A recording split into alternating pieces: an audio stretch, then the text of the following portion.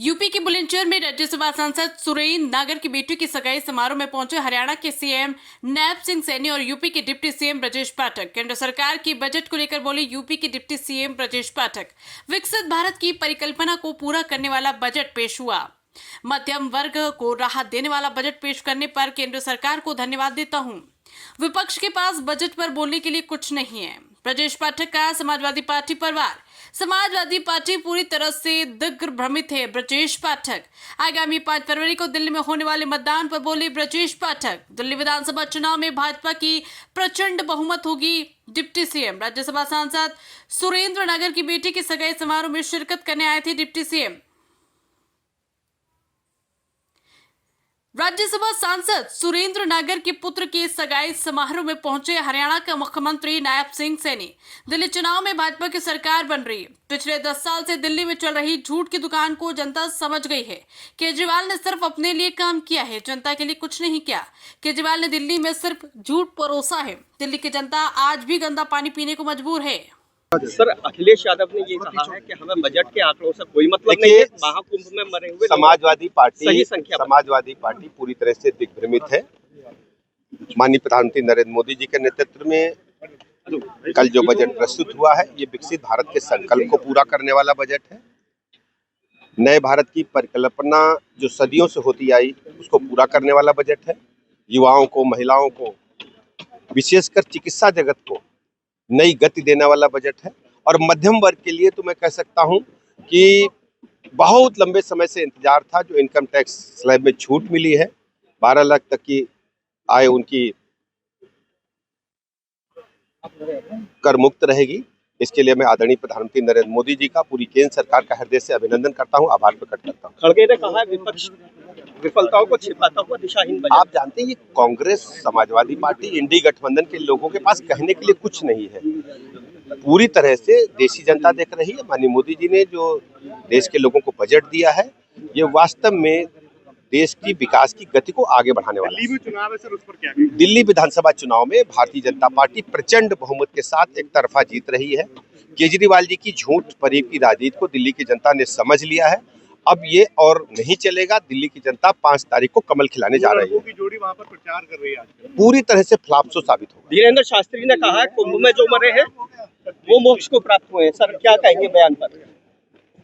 Sir,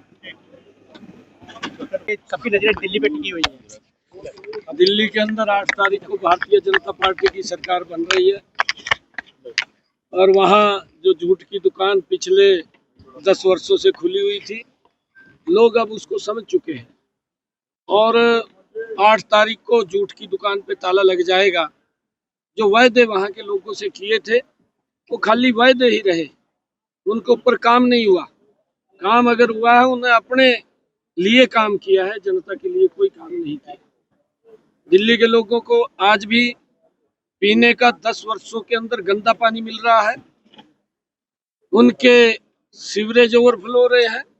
गलियों के अंदर सीवरेज के गंदे पानी से गुजर करके आना जाना पड़ता है। वहाँ के नाले ब्लॉक है। जो उसने वायदे किए थे, चाहे उसने ये कहा था कि हम क्लिनिक मोहल्ले के माध्यम से उनको सहायता देंगे। आदरणीय प्रधानमंत्री जी ने आयुष्मान योजना जो 5 लाख रुपए का एक गरीब व्यक्ति को अधिकार दिया था, उससे वंचित रखा है। आज वो भी समझ रहे हैं 8 तारीख के बाद उन लोगों को 10 लाख रुपए का अधिकार नरेंद्र मोदी और दिल्ली की सरकार देगी। ये उनके जहन में है, क्योंकि ये केजरीवाल लगातार झूठ परोसता रहा है। अगर उसको कोई काम के लिए बोलते थे तो मोदी को गाली देता था, अगर कुछ कहते थे तो एलजी को दोषी ठहराता था।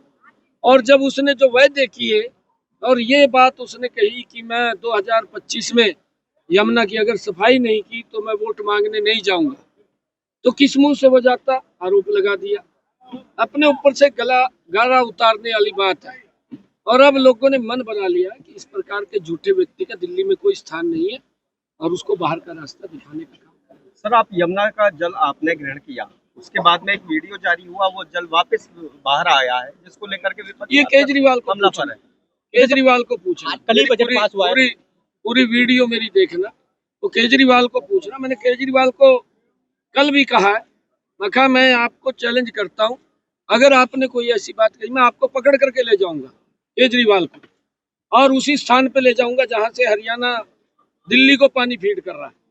मैं वहां पानी पीऊंगा, मैं नहाऊंगा भी, परंतु मैं उसको तब लेकर के जाऊंगा जहां उसने खड़ा होकर के कहा था और ये संकल्प लिया था कि मैं यमुना को साफ करूंगा, उसको वहां पीना पड़ेगा पानी और वहीं नहाना पड़ेगा। मैं वहां पीऊंगा, वो वहां पिएगा। मैंने उसको कहा है, चैलेंज किया, वो कितना चैलेंज को स्वीकार करेगा देखते हैं। सर कल बजट पेश हुआ है, देश के लिए बड़ी सौगात है, किसान और युवाओं के लिए, उस पर क्या कहेंगे आप? देखिए, बजट हर वर्ग के लिए और इस देश के विकास के लिए एक महत्वपूर्ण, जो प्रधानमंत्री जी का विजन है कि 2047 तक विकसित राष्ट्र बनेगा, उस विकसित राष्ट्र में ये बजट अपनी महत्वपूर्ण भूमिका अदा करेगा। जो आदरणीय प्रधानमंत्री जी ने एक शब्द कहा था ज्ञान का, गरीब, युवा और अन्नदाता और नारी, उसको केंद्रित रखते हुए ये बजट बनाया गया है।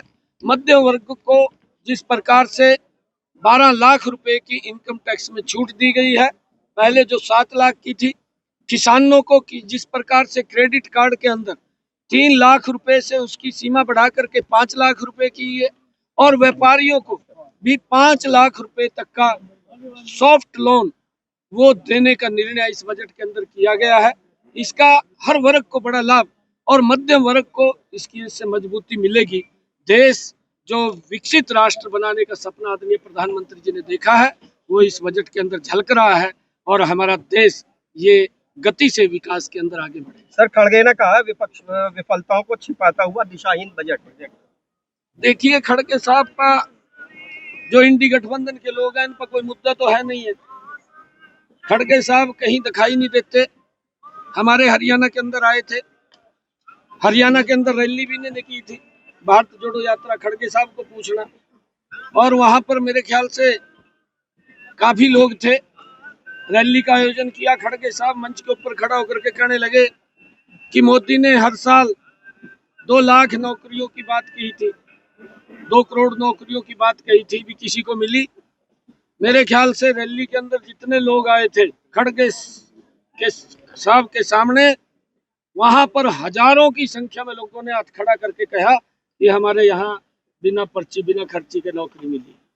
खड़गे साहब ने फिर आरोप लगाई दिया हरियाणा के ऊपर, कहने लगा हम तो लड़ाकू का तारे को मिल गई होगी का।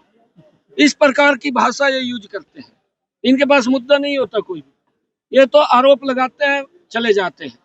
इन्होंने आज तक जिस गति से मोदी जी के नेतृत्व में भारत बढ़ा है, 55 सालों के अंदर कांग्रेस के शासन में उस गति से नहीं बढ़ा है, क्योंकि ये भ्रष्टाचार को ज्यादा तवज्जो देते थे, जिस प्रकार केजरीवाल दे रहा है। फिर केजरीवाल ने कमीशन सेट कर रखा है जैसे किसी को पता ना चले, और लोग पानी के लिए करा रहे हैं, लोगों को गंदा पानी मिल रहा है और कमीशन में लगा हुआ है।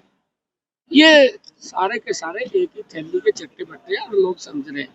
और 8 तारीख को भारतीय जनता पार्टी की सरकार दिल्ली में बन रही है।